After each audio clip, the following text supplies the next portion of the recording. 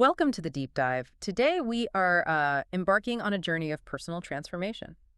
But we're not starting at the summit. Think of this deep dive as starting at base camp.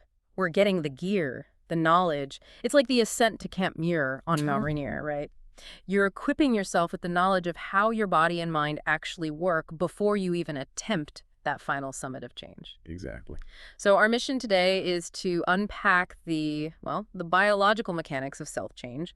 We're going to focus on meditation, but not as some mystical or religious practice. Right. Not at all. We're looking at it as a practical, observable biological process, one that's specifically designed to access and, reprogram the operating system of your subconscious mind. It really is a biological deep dive. And, the source material frames the core challenge in a really interesting way. It's about bridging the gap. The gap between what? The gap between who you believe you are, your ideal self, and the highly predictable, habitual version of yourself you present to the world every single day. The autopilot version. Exactly. When you manage to close that gap, you free up this immense amount of energy. Yeah. Energy that was spent just maintaining the status quo. And that energy can then be used to evolve into your ideal self. And the key to that, from everything we've reviewed, is becoming intensely observant. It's metacognition, embracing stillness, and really paying attention to the thoughts and feelings that usually just run on total autopilot. Mm-hmm. So if we strip away all the philosophy, what's the simple scientific answer to the question? How do you actually break the habit of being yourself? The answer is meditation, but we have to redefine the term.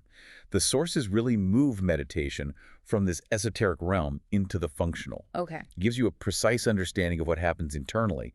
You shift from unconsciously producing all these routine thoughts and emotions to consciously observing them. And once you can observe them, you can apply your will to reprogram both the brain and the body. I love how the ancient definitions frame that. The Tibetan definition is to become familiar with.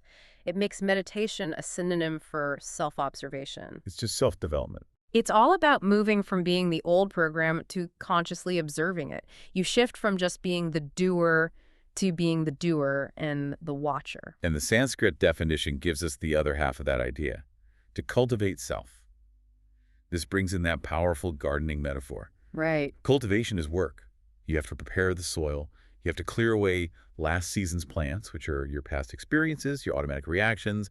You have to pull the weeds, those undermining beliefs. And get rid of the rocks, the personal blocks and limitations that, always seem to surface when you try to sit still. Exactly. It's not haphazard growth. You can't just scatter new seeds, new intentions onto this packed, unprepared ground and expect something amazing to grow. It requires conscious planning, labor, really. You're cultivating a new internal state in meditation so you can reap the harvest of a new external reality. Precisely. And that cultivation starts with a very specific sequential neurological process. It's a two-step process of change. Okay, so if that gardening metaphor requires intense labor, walk us through the first phase of that neurological work. The sources say step one is about subtraction. What does that actually look like when we're talking about, say, unlearning a pattern of unhappiness? Step one is stopping the old you. It's unlearning. The challenge is that our personality is built on our emotions, right? And those emotions are triggered by our reality. With everything around us. Yes. So to change, you have to separate from your routine triggers.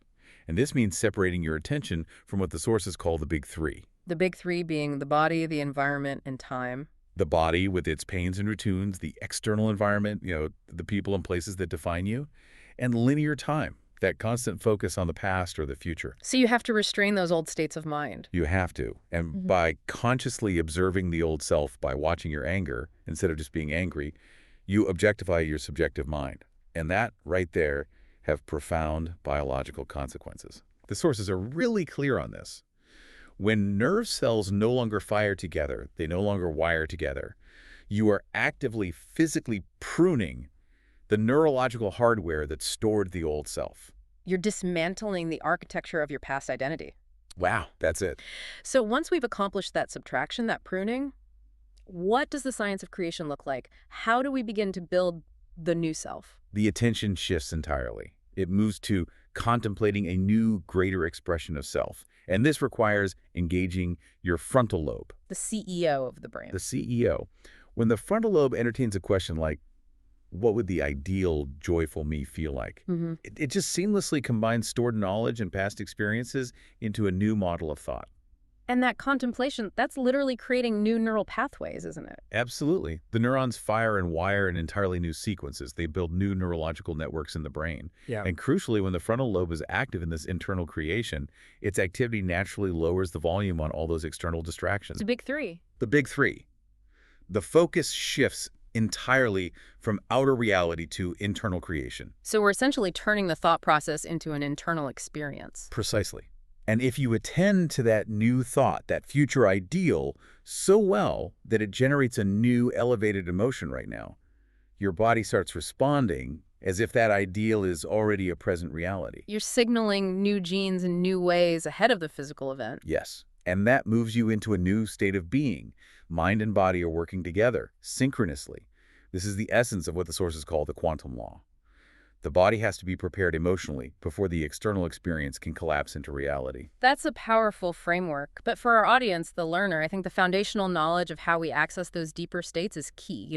Knowledge is the precursor to experience. We need to talk brain waves. Yes, absolutely. The brain is electrochemical, and EEG measurements give us this instantaneous readout of our internal state. And if we look at the whole spectrum, the journey in meditation is actually a conscious regression. It mirrors human development, moving from our analytical conscious state down into the highly programmable subconscious realms. This is really how we demystify the mystical. Okay, walk us through those first slower wave states and what they do in an adult. We start with the slowest, Yeah. delta. That's about 0.5 to 4 hertz.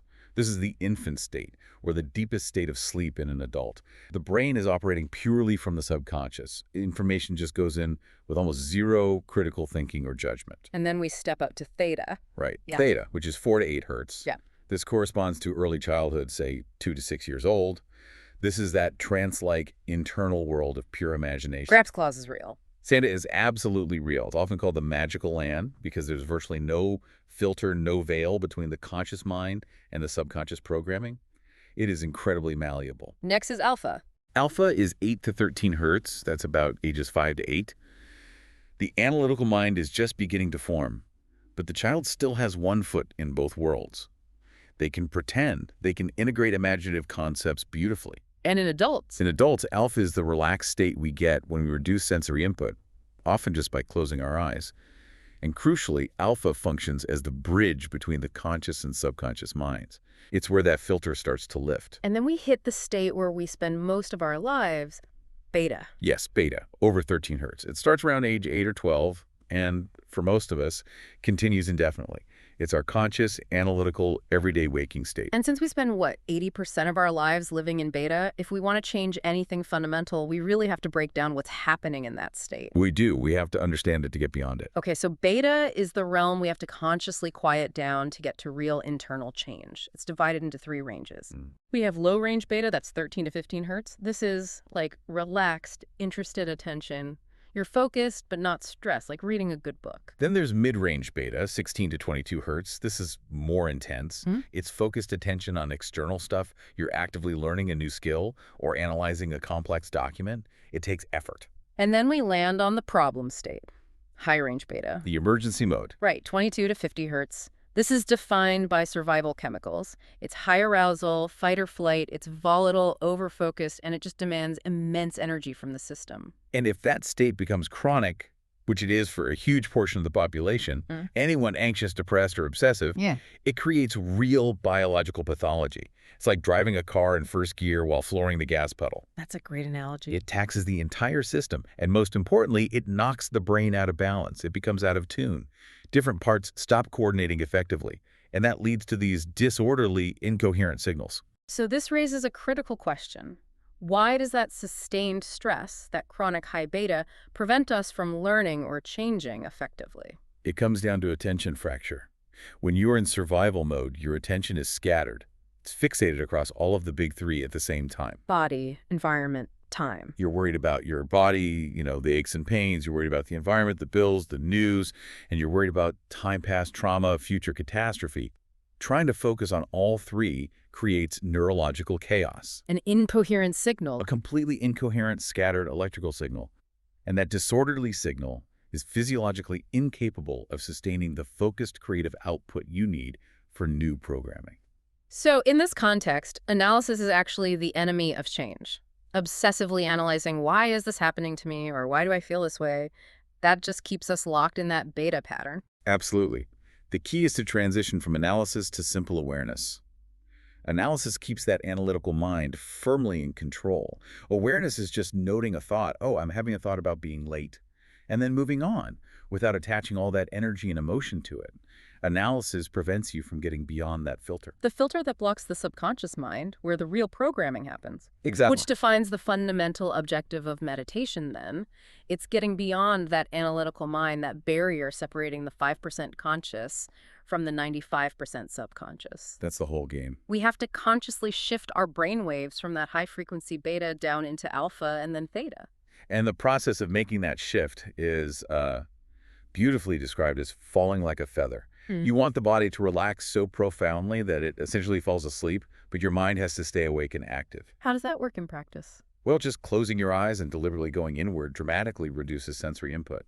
That naturally quiets the analytical mind, and your brain waves slow down into alpha. The creative, more orderly state. Yes. And if you sustain that inward focus, with consistent practice, you move through alpha and into theta. Here, the body is profoundly asleep, but the mind is conscious and alert. You've returned to that programmable, magical land state of childhood. The resistance is gone. It's gone. The body-mind resistance is gone, and the subconscious programs can be changed almost immediately. This is why the sources say the best times to meditate are first thing in the morning, when you're still dreamy and in alpha, or late at night when the body is tired. It just makes it easier to slip through that conscious barrier. And once that shift is successful, meditation produces a more synchronized, coherent state of mind. We talked about the incoherent brain being like a disorganized marching band. Right. Coherence, then, is like a symphony orchestra playing a masterpiece. Yeah. Everything is in sync. What syncs together links together. And that synchronization is the technical core. That orderly, coherent signal from the brain organizes all of the body's systems into homeostasis, into balance. The energy that was tied up in survival and stress is now freed up for creation and healing.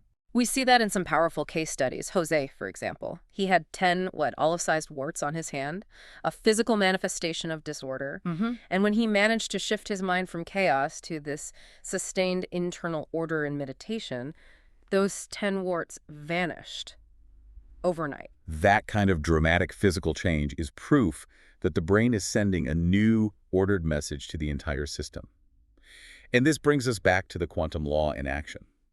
The case study of Monique, the therapist, is a perfect example. Right, Monique. She lived in a chronic state of lacking time, money, energy. She recognized that her personality was creating her personal reality. She did, and she made a firm decision to change. She spent her meditation time creating a specific template of a woman who was living in abundance. The internal shift was everything. The old Monique was analytical. She would have scoffed at buying a lottery ticket. A waste of money. Of course. But the new Monique, acting from this deep internal state of abundance and possibility, she bought one spontaneously. She put that new self into action. And the quantum field responded in a way she couldn't have predicted. She won $53,000. Exactly enough to pay off all her credit card and auto loan debt. It cleared her financial burden. The feeling of abundance preceded the event. A new personality really did create a new personal reality. It did. And for the supreme example of sustained coherence, we have to look at the Buddhist monks studied at the University of Wisconsin. These were super meditators. They could generate this extraordinary, coherent gamma wave activity. Gamma waves being the fastest frequency, right? Associated with peak states like compassion, happiness. Exactly. They represent extreme integrated consciousness. But here's the crucial part, the actionable insight. Okay. These monks were monitored not just during their formal meditation, but also when they went back out into the chaotic environments of the campus and the town. And they maintained that coherent brain pattern. They maintained it throughout the day. That's the ultimate goal. Their internal coherence was so robust, so stable, that it just counteracted all the negative, disruptive stimuli of the external world. They chose an ordered internal state regardless of what was happening around them. So we've now completed our ascent to Camp Muir. We've equipped ourselves with the knowledge necessary to move on and actually apply the practice. Knowledge is the forerunner to experience, and we have just mapped the neurological and biological path to unlearning the past and really inventing a new mind. And the source material really emphasizes that we can all train our brains to become like those monks. We can all become capable of sustained internal order and coherence, regardless of external chaos. So if that coherent signal we send out manifests into something tangible, as the quantum law dictates, what singular, tangible result should you contemplate right now using your frontal lobe that would require you to completely detach from the familiar emotions of your past?